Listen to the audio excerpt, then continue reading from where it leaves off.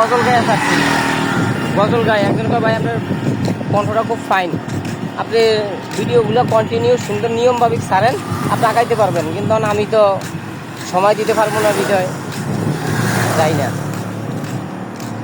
আমি যখন এইদিকে যেন একটা ভয়েস করি সেই ভয়েস আমার, আর আমার মোবাইলটাও মানে ভয়েস করলে একদম মানে ক্লিয়ার ওঠে। ভিডিও ভিডিও ভিডিও সার্ভিস তাহলে ফানি ভিডিও করতে হবে।